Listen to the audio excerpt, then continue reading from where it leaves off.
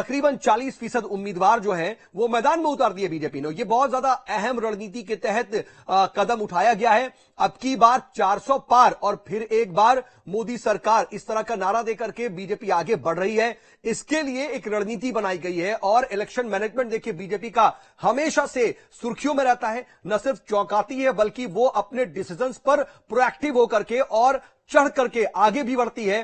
Front foot पर BJP अपने हिसाब से काम करती है, कोई भी डिसीजन लेने से चूकती नहीं और ऐसा ही कुछ इस वक्त इस पहली सूची में भी नजर आ रहा है। और लोकसभा चुनाव का जो 24 का रण है देखिए वो अब आधिकारिक रूप से अगर कहा जाए कि शुरू हो गया तो गलत नहीं होगा, क्योंकि इससे पहले सिर्फ और सिर्फ थोड़ी थोड़ी फील्डिंग सेट की जा रही थी, लेकिन अब तो सीधे तौर पर प्रत्याशी ही मैदान में उतर चुके हैं। लेकिन ये जो 195 उम्मीदवार इस वक्त मैदान में उतारे गए हैं वो उम्मीदवार यूं ही नहीं बल्कि एक लंबा होमवर्क हुआ है। हर एक राज्य से बाकायदा कई कई नामों को मंगाया गया, एक एक सीट से कई कई नामों की दावेदारी गई, उसके बाद स्क्रूटनी हुई और फिर ये 195 नाम फाइनल हुए। हमारे साथ लगातार हमारे सहयोगी बने हुए संदीप भमरकर मौजूद है।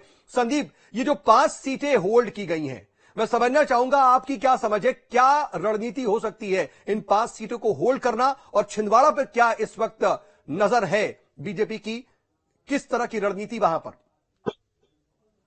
देखिए, ऐसा लगता है छिंदवाड़ा के मामले में बीजेपी को अभी और सोचना है। यहाँ पर कोई बड़ा चेहरा सामने उतारा जा सकता है। और इससे पहले कि हम पिछले लोकसभा इलेक्शन पर गौर करें तो यहाँ अब छिंदवाड़ा अकेली ऐसी सीट है जहाँ पर बीजेपी हारी है मध्य प्रदेश में। कांग्रेस के कैंडिडेट नकुल नाथ यहाँ पर उम्मीदवार हो सकते हैं। तो इससे पहले अभी कुछ दिनों पहले कुछ खबरें आई थी कि नकुल नाथ शायद बीजेपी में शामिल हो सकते हैं। उसको बाद में शायद इस सीट को होल्ड किया गया हो। बीजेपी की रणनीति कुछ भी हो सकती है, उसमें उनके केंद्र पर, उनके टारगेट पर नकुल नाथ भी हो सकते हैं या फिर नकुल नाथ को पराजित करने वाले कोई सक्षम उम्मीदवार भी हो सकते हैं। जो बीजेपी की पॉकेट में है उसको बाहर निकालना, फिर सामने लाना अभी बाकी है। दूसरी तरफ बालाघाट सीट ऐसी है जहां जो पवार बाहुल्य कही जाती है, जहां और इस इलाके में अभी जो गोली शंकर बिसेन है, उनकी बेटी मौसमी बिसेन, ये दोनों दावेदार हैं। और जो रामकिशोर कावरे भी एक दावेदार है और मौजूदा सांसद ढाल सिंह बिसेन ऑलरेडी यहाँ से सांसद हैं। तो अभी शायद कश्मकश की स्थिति में हो कि ढाल सिंह बिसेन को रिपीट किया जाए या फिर उनकी जगह पर कोई नया नाम लाया जाए। तो ये कश्मकश की स्थिति बालाघाट को लेकर हो सकती है। छिंदवाड़ा को लेकर रणनीति तय करना है। और रणनीति की जब बात है तो हम पिछले लोकसभा इलेक्शन पर अगर गौर करें तो यहाँ दिग्विजय सिंह भोपाल से जैसे ही कैंडिडेट घोषित किए गए थे तो दिग्विजय सिंह को पराजित करने के लिए एक अनजान सा ऐसा चेहरा जो काफी सुर्खियां बटोरता रहा है हिंदुत्व के नाम पर, प्रज्ञा सिंह ठाकुर को यहाँ पर मैदान में उतारा गया। तो दिग्विजय सिंह जैसे दिग्गज लीडर को भी यहाँ पर हार का सामना करना पड़ा भोपाल सीट पर। और यदि नकुलनाथ कांग्रेस के कैंडिडेट होंगे छिंदवाड़ा में, आज के लोकसभा इलेक्शन की बात करें तो यहाँ पर भी कुछ ऐसा ही बीजेपी सोच सकती है। और इसीलिए ये है कि ये छिंदवाड़ा का सीक्रेट या छिंदवाड़ा का नाम अभी बीजेपी की पॉकेट में है, उसे वक्त आने पर बाहर निकाला जाएगा। शायद यहाँ पर कांग्रेस का कैंडिडेट घोषित होने का इंतजार कर रही हो। इसके अलावा उज्जैन सीट बाकी है। उज्जैन सीट पर बहुत सारे दावेदार हैं और उज्जैन सीट चूंकि यहाँ से मुख्यमंत्री भी आते हैं तो शायद कोई एक कुछ सोच रही हो। यहाँ पर बहुत सारे दावेदार हैं। मौजूदा सांसद भी यहाँ को भी टिकट दिया जा सकता है या कोई यहाँ पर नई राजनीति की तरह इसको यहाँ पर देखा जा रहा हो। तो ये कुछ रणनीतियां हो सकती हैं अलग अलग सीटों पर जो बीजेपी प्लान कर रही है। लेकिन मोटे तौर पर बीजेपी ने साबित कर दिया है कि उसकी तैयारियां काफी पहले से चल रही थी। नहीं, एक बार फिर से जरा विदिशा का और गुना का मैं जो है गणित समझना चाहूंगा संदीप, क्योंकि देखिए आपकी नजर पूरे प्रदेश की हर एक सीट पर बहुत बारीक से रहती है और आपका विश्लेषण भी अपने आप में बहुत अहम होता है। तो जरा आप विदिशा को किस नजर से देखते हैं? सिक्योर सीट है तो सिर्फ और सिर्फ शिवराज सिंह चौहान को वहां से उतार कर यह किया जा रहा है कि वो सीट सिक्योर कर ली जाए, या फिर शिवराज सिंह चौहान को आगे एक बड़ी भूमिका में केंद्र में इस्तेमाल करना है, उनको और बड़े कैनवास पर लेके जाना है, इसकी तैयारी देखते हैं आप? और ज्योतिराज सिंधिया के लिए गुना का जो है गणित कितना कठिन होने वाला है? पिछली बार कांग्रेस की सीट से, कांग्रेस के टिकट पर वो लड़े थे और हार गए थे, लेकिन इस बार दोबारा मिला है। वहां पर कहा जाता है जातीय समीकरण कुछ ऐसे हैं जो बहुत ज्यादा राजघराने को फायदा नहीं पहुंचाते। बिल्कुल, यहाँ पर यादव वोट्स हैं, ठाकुर वोट्स हैं, राजपूत वोट्स हैं, ये सारे फैक्टर्स हैं गुना सीट पर जो ज्योतिराज सिंधिया की राह जो है मुश्किल करेंगे। ज्योतिरादित्य सिंधिया के मामले में ये भी कहा जाएगा कि शायद वो लोकसभा इलेक्शन हारने के बाद में जो उनको ऐसा लग रहा होगा कि वो शायद गुना से अपनी साख खो चुके हैं, शायद इस इलेक्शन के जरिए वो अपनी साख को बचाने की कोशिश में आ सकते हैं।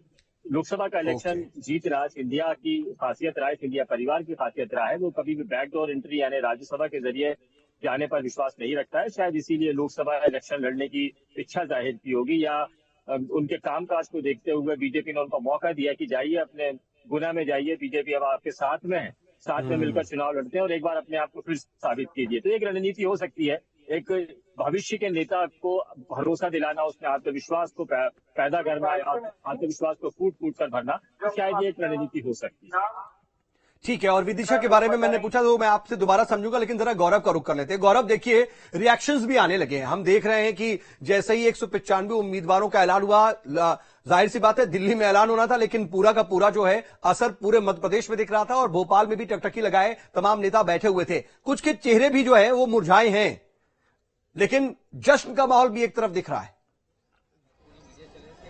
देखिए, बिल्कुल जिन लोगों को टिकट मिली है, जाहिर सी बात है वो काफी आश्वस्त है अपनी जीत को लेकर भी, और खुशी तो उनमें होगी ही। जिस तरीके से लगातार ये अटकलें लगाई जा रही थी कि बहुत सारे टिकट इस बार कट सकते हैं, लेकिन सिर्फ 7 टिकट हमें इस बार के जो 24 सीटों के जो उम्मीदवार घोषित हुए हैं उनमें 7 टिकट कटे हैं। ऐसे लेकिन गौरव, अगर हम 7 के आंकड़े को पकड़े तो यही कहा जा रहा था कि आधा दर्जन उम्मीदवारों के टिकट कट सकते हैं, और ऐसा देखा जाए अगर तो वो गलत भी नहीं है। हम कहीं ना कहीं ओवर एक्सपेक्ट कर रहे थे कि 10-12 के नाम कट सकते हैं, लेकिन ऐसा हुआ नहीं। लेकिन जो अंदाजा था, जो आंकड़ा आ रहा था, उससे ज्यादा ही हुआ है। 6 से ज्यादा 7 नाम जो है उनको टिकट नहीं मिला। देखिए, बिल्कुल ये 7 लोगों के नाम इसमें कटे हैं, लेकिन इसमें से बहुत सारे नामों का कटना पहले से लगभग तय था। जैसे कि शिवराज सिंह चौहान का विदिशा से लड़ना या भोपाल से लड़ना लगभग तय माना जा रहा था। तो ये कहा जा रहा था कि भोपाल या विदिशा दोनों में से किसी एक सांसद का टिकट, जो पुराने सांसद का टिकट कटना लगभग तय है। साध्वी प्रज्ञा ठाकुर का ये लगभग तय था कि उनका टिकट इस बार कट सकता है, और ऐसा हुआ भी। इस बार आलोक शर्मा को यहाँ से लोकसभा उम्मीदवार बनाया गया है, जो कि पहली बार लोकसभा चुनाव लड़ेंगे, क्योंकि इससे पहले वो विधायक का चुनाव लड़े थे और उससे पहले महापौर रहे थे। इसके अलावा शिवराज सिंह चौहान का विदिशा से अब लड़ना तय हो चुका है। तो ऐसे में जो पुराने पहले जो सांसद थे यहाँ पे, उनका टिकट अब यहाँ से कट गया है।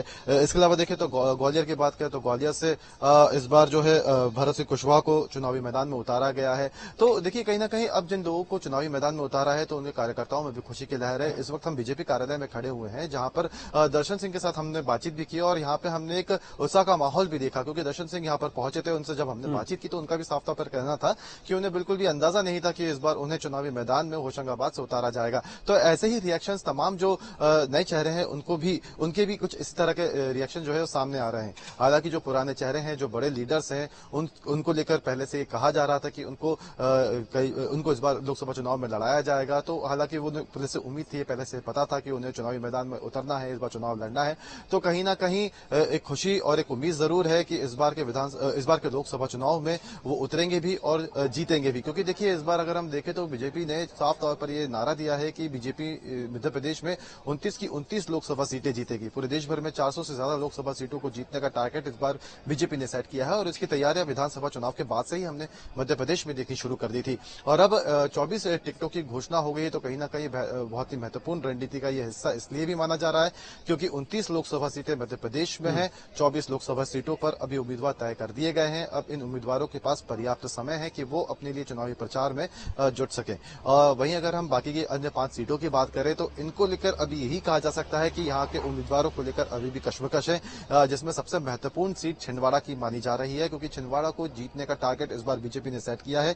लगातार जो बड़े नेता भी हैं छिंदवाड़ा पहुंच रहे हैं, और हम देख रहे हैं कि लगातार बीजेपी की भी कई मुहिम, यहाँ पे कई तरह के इवेंट्स भी हमने होते हुए देखे हैं। ऐसे में छिंदवाड़ा में किस उम्मीदवार को बीजेपी उतारती है ये अब तक तय नहीं हो पाया है, लेकिन साफ तौर पर यह कहा जा सकता है कि यहाँ को छिंदवाड़ा को लेकर एक बेहतरीन रणनीति बनाने में इस वक्त बीजेपी जुटी हुई, और ऐसा कैंडिडेट छिंदवाड़ा में उतारना बीजेपी चाहती है जो इस लोकसभा सीट को जीत सके, जो परंपरागत तरीके से कांग्रेस की मानी जाती रही है। तो मैं आता हूं गौरव आपके पास, जरा जो आप बीजेपी मुख्यालय की जो तस्वीर है वो भी हमें पहुंचाइएगा, लेकिन जरा अंकुश का रुख करते हैं। अंकुश, अगर छत्तीसगढ़ की बात कर लें तो क्या ये अंदाजा था कि 11 के 11 उम्मीदवारों का ऐलान होगा, या ये ABCD फॉर्मूले के तहत सिर्फ 2 सीटें जो बीजेपी के पास नहीं वहां के कैंडिडेट्स का ही अंदाजा मिल रहा था। और अब जब तस्वीर साफ है तो रायपुर में कैसी हलचल है, पूरे प्रदेश में कैसी हलचल है, और कांग्रेस के खेमे से क्या कुछ जानकारी निकल करके सामने आ रही है?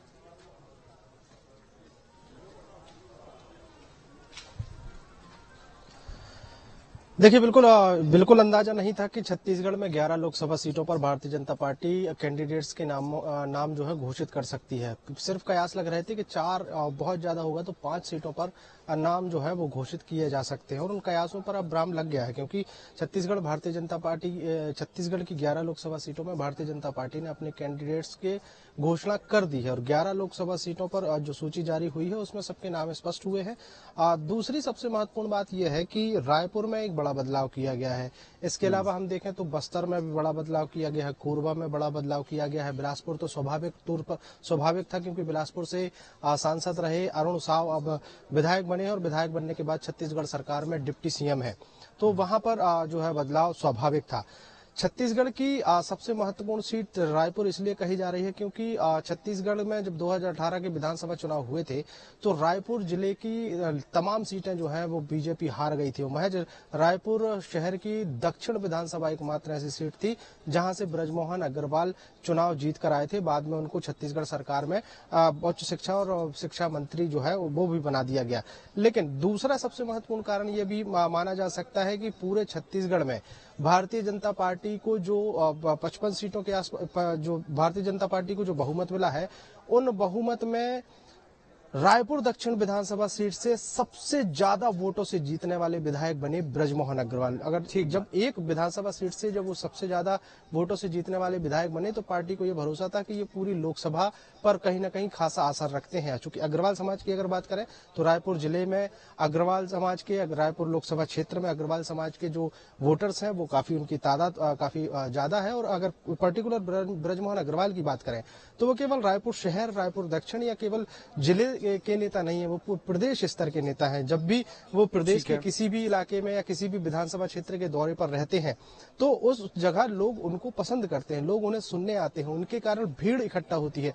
एक बड़ा फैक्टर ये भारतीय जनता पार्टी की तरफ से ये भी काम किया है कि ब्रजमोहन अग्रवाल को यहाँ पर चुनावी मैदान में उतारा गया है। ब्रजमोहन अग्रवाल से जुड़ी हुई एक महत्वपूर्ण बात ये भी कह सकते हैं कि रायपुर दक्षिण विधानसभा से सबसे ज्यादा वोटों से जीतकर जब वो विधायक बने तो उनको मंत्री बना दिया गया। लेकिन दूसरी सबसे महत्वपूर्ण ये बात है कि ब्रजमोहन अग्रवाल छत्तीसगढ़ की 90 विधानसभा सीटों पर अपना प्रभाव रखते हैं।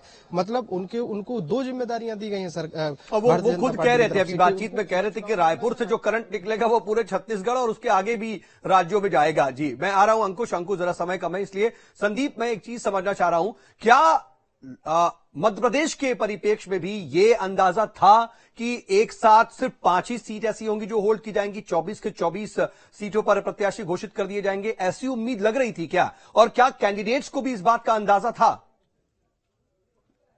देखिए, कैंडिडेट्स को पार्टी के अंदर जो अंदाजा था वो मैं साफ आपको बता रहा हूं, जिसका जिक्र भी हम इससे पहले कई बार कर चुके हैं कि ऐसा लग रहा था 5-6 सीटों पर जो तय है, लगभग 7-8 तक हो सकती है, इन सीटों पर घोषणा हो सकती है। बाकी की घोषणा बाद में की जाएगी क्योंकि काफी वक्त है। अभी तक राजनीति में ये परंपरा बेहद कम देखने को मिली है, खासतौर पर मध्य प्रदेश में, कि अभी इलेक्शन का अनाउंसमेंट ही नहीं हुआ है और कैंडिडेट इतने ज्यादा घोषित कर दिए गए हैं। जबकि बीजेपी को उतनी तैयारी की जरूरत नहीं है, कैंडिडेट को तैयारी नहीं करनी है, तैयारियां संगठन ऑलरेडी कर रहा है, कई सालों से कर रहा है।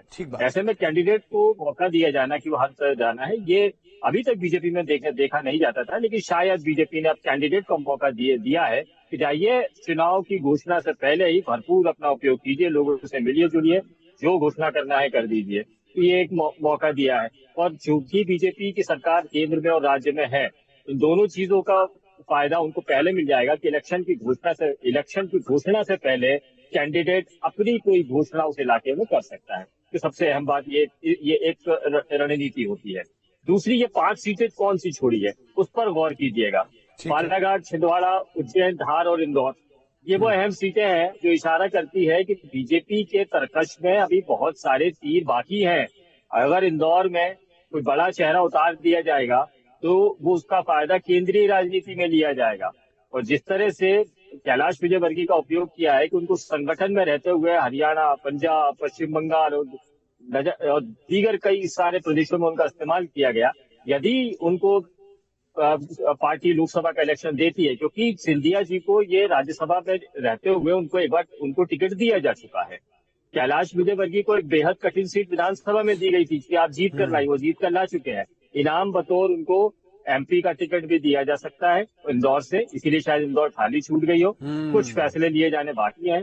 कांग्रेस की तरफ से शायद कोई तगड़ा कैंडिडेट मैदान में उतर सकता है जो जबरदस्त तरीके से इलेक्शन लड़े, और ऐसे में कैलाश विजयवर्गीय को क्या उतारा जा सकता है। ये बहुत सारी रणनीतियां हैं जिस पर अभी बीजेपी काम कर रही है। धार जैसी सीट है, धार बहुत मुश्किल सीट नजर नहीं आती है, लेकिन एक बात ये जरूर है कि धार में कई विधानसभा सीटें आदिवासी है और यहाँ पर बीजेपी को उतनी सफलता नहीं मिली थी जैसी प्रदेश में अलग जगह मिली थी। धार कमजोर है। यहाँ पर अगर कांग्रेस का कोई उम्मीद वाला चेहरा उस मैदान में आ जाता है तो शायद बीजेपी को अपनी नई रणनीति बनानी पड़ेगी। तो शायद इन सीटों पर शायद इसीलिए छोड़ दिए गए हो कैंडिडेट कि यहाँ पर कांग्रेस का इंतजार किया जा रहा है। अभी भी 4-5 नाम ऐसे होंगे, क्योंकि बीजेपी के पास में अभी सोचने का काफी वक्त है कि अगर तगड़ा उम्मीदवार होगा तो उससे और तगड़ा उम्मीदवार बीजेपी क्या उतार देगी। ये सारी सोच समझ। तो अब कुछ चीजें अभी और क्लियर होनी बाकी हैं, लेकिन तकरीबन तस्वीर साफ हो गई है। 24 सीटों पर प्रत्याशी मैदान में है, वो जाएंगे, जनसंपर्क करेंगे। एक तरफ केंद्रीय नेतृत्व की तरफ से लगातार तैयारी हो रही है। संदीप, आपने बड़ा अहम जिक्र किया। और देखिए, राम मंदिर की प्राण प्रतिष्ठा से लेकर के तमाम चीजें जो जुड़ रही हैं, मिशन 400 के पार की बातें की जा रही है। अब इनको बूस्टअप तो मिल ही रहा है, लेकिन अब कैंडिडेट भी मैदान में जाकर के डायरेक्ट वोटरों से संपर्क करेंगे। आप लोग नजर बना रखिएगा, आगे भी आपसे अपडेट के लिए जुड़ेंगे। बहुत शुक्रिया आपका संदीप, अंकुश और गौरव। वक्त एक बहुत छोटे से ब्रेक का भी हो चला है। बने रहिए न्यूज स्टेट के साथ।